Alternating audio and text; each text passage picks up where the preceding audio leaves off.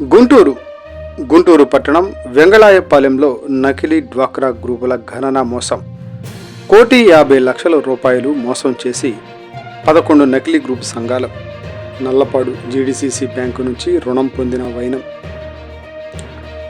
1,50,00,000 మోసం జరిగిందని నల్లపాడు పోలీస్ స్టేషన్లో ఫిర్యాదు చేసిన DRDA PD Vijayalakshmi.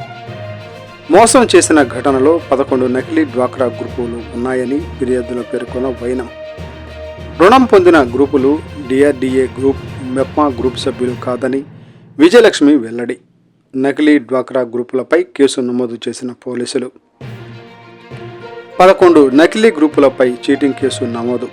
Nallapadu GDCC branch నుంచి లబ్ధి పొందిన 11 నకిలీ డ్వాక్రా సంఘాలు 1,50,00,000 మోసం చేసిన ఘటనలో బ్యాంకు అధికారుల పాత్ర అన్న కోణంలో విచారణ, దర్యాప్తు చేస్తున్న నల్లపాడు పోలీసులు.